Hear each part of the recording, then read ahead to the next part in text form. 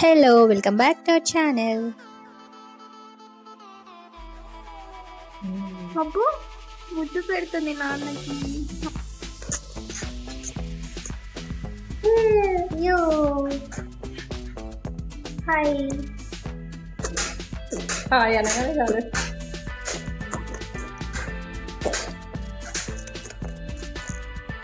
నాకు నేర్పించావా? బాగా అంటున్నావు. మళ్ళీ మళ్ళీ నేర్పించు. చీ చీచి చీచి అబ్బమ్మా వద్దు వద్దు, నొప్పి వస్తుంది నాకు. గుండు పిల్ల హాయ్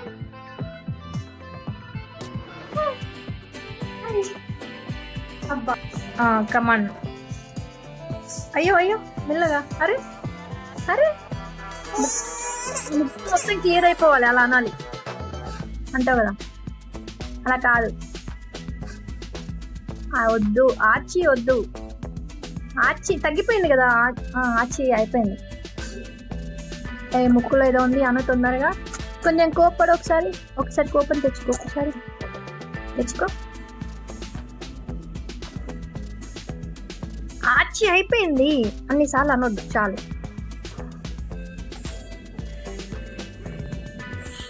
ఒక క్లియర్ అయిపోవాలి.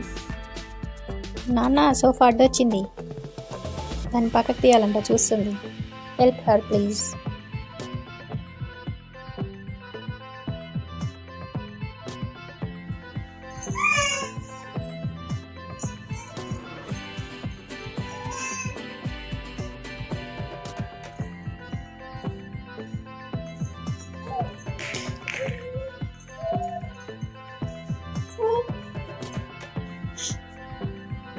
ఏంట్రా ఏంట్రా ఏంటి ఏంటో చదువుతూనే ఉంటుంది ఎప్పుడు. ఎందుకు రద్దితి కదా అది కూడా నీకు? ఇప్పుడు దాకా కొట్టి కొట్టి ఇక్కడ నొప్పి వచ్చింది, అంతా కొట్టింది, ఒకటే ఎగురుతుంది నా మీద. నేను కనిపిస్తే చాలు ఎక్కి తొక్కుతూ ఉంటుంది అనమాట. ఆ సినిమా ఏంటి, ఒక సినిమాలో సాంగ్ ఉంటుంది కదా, ఏం సాంగ్? అరే నాకు సాంగ్ గుర్తు రావట్లేదంటే, అంత ఫేమస్ సాంగ్. మనుషులు అర్థం చేసుకోవడానికి ఇది మామూలు ప్రేమ కాదు, అగ్ని కంటే స్వచ్ఛమైనది, అట్లా అనమాట. మా ద్యుతి ప్రేమ నాకు అర్థం కావట్లేదు, మామూలు మనిషిని కదా కదా ద్యుతి, నేను మామూలు మనిషిని కాబట్టి నీ ప్రేమ నాకు అర్థం కావట్లేదా? కొట్టడమే నీ లవ్ లాంగ్వేజా? వద్దమ్మా, బొట్టుంచు. ఇంత మంచిగా కూర్చుంది తెలుసా నా పైన, చక్కగా కూర్చుని పని కానిస్తుంది మంచిగా సర్దడం. ఎందుకు ఎందుకు కోపం వస్తుంది మళ్ళీ? ఊరికిన కోపం వస్తుందా నీకు? ఎందుకు అంత కోపం నీకు? చెప్పు. ఏ అమ్మా ఏంటి దిదిగాడు?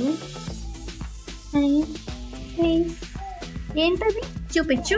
ఇదేంటి? క్యాప్. బాగుంది దిదిగాడు కలర్.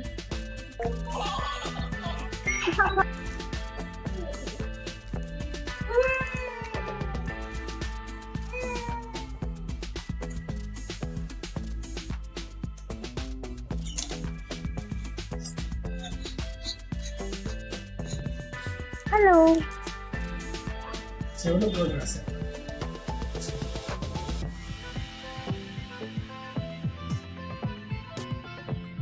ఏం చేస్తున్నావు? పడుకోవద్దా నాన్న?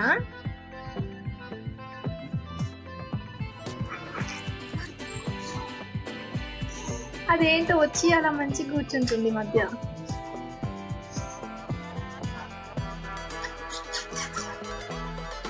పొద్దున కూడా బాగా అన్న కూర్చుందామంటే చిన్నగా వెనక్కి జరుపుకుంటూ వచ్చి ఒళ్ళో కూర్చుంది. అవును, మంచిగా వచ్చి కూర్చుంటుంది. ఇబ్బంది వస్తుంది. అయిపోయి షర్ట్ రాసేసింది. ఏం చేస్తున్నావు గుండు? అలా పడొద్దమ్మా, మాకు నీ గురించి తెలుసు కాబట్టి ఓకే, తెలియని వాళ్ళు భయపడతారు.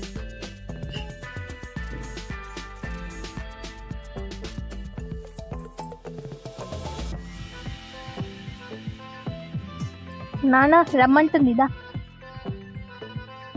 మళ్ళీ చెప్పు. నాన్న దా, నాన్న దా. దితి చెప్పు, అది వదిలిపెట్టి చెప్పు, కనిపించట్లేదు అక్కడ అంటే. ఇలా ఇటు వచ్చేసాడా, వచ్చేసాడు.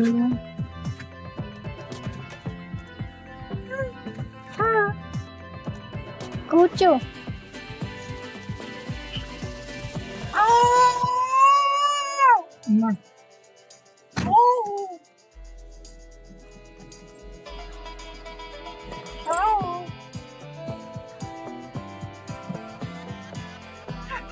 వద్దమ్మా వద్దమ్మా, కంట్లో పడిందా?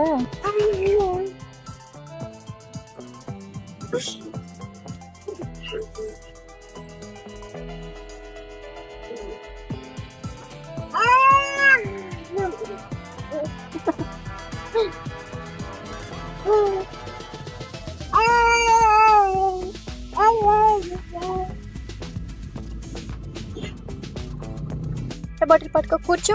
ఇక్కడ కూడా నుంచుంటావా? కూర్చో, కూర్చోమ్మా దితి. మేము గుంటూరుకి స్టార్ట్ అయిపోయాము. స్టార్ట్ అయ్యేప్పటికి 11 అయిపోయింది.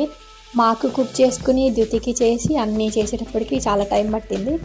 అందుకని ఇంత టైం అన్నమాట. ఆబ్వియస్గా కొంచెం ముందు బయలుదేరదామని అనుకున్నాం, కానీ అదే టైం అవుతుంది.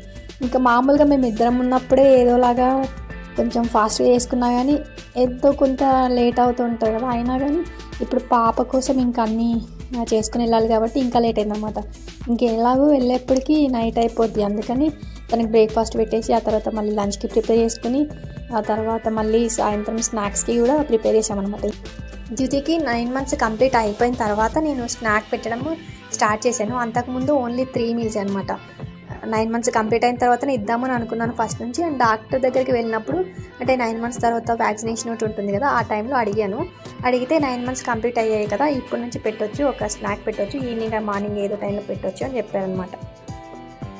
నేను వేరే కంట్రీస్వి చాలా వరకు గైడ్లైన్స్ చదివాను ఈ మధ్య చిన్నపిల్లలవి. అందుకని అప్పుడు అనిపించింది అనమాట 9 months తర్వాత అయితే ఇంకో స్నాక్ కూడా యాడ్ చేయొచ్చు అని చెప్పేసి అనిపించింది. అందుకని డాక్టర్తో కూడా ఒకసారి కన్ఫర్మ్ చేసుకున్నా వెళ్ళినప్పుడు. అందులో ఏం లేదే, అందులో ఏం లేదు నుంచి కనిపించట్లేదు. ఇటు వచ్చింది మళ్ళీ తేజ.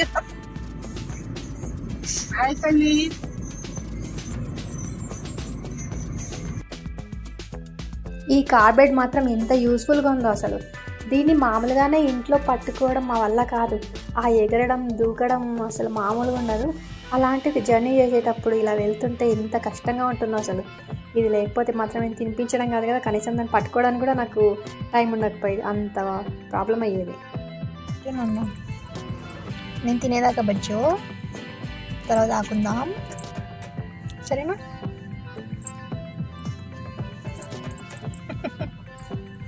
తర్వాత ఆడుకుందాం బజ్జో.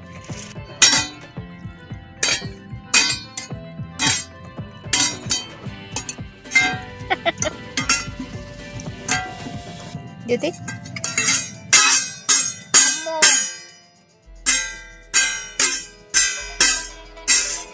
సౌండ్ వస్తుంది, ఫుల్ సౌండ్ వస్తుందిరా, ఫుల్ సౌండ్ వస్తుందిరా. ఓ సాంగ్ కూడా నమ్మకం తాళం వేస్తుంది. జ్యోతి తప్పుతుంది శృతి, మంచిగా వచ్చి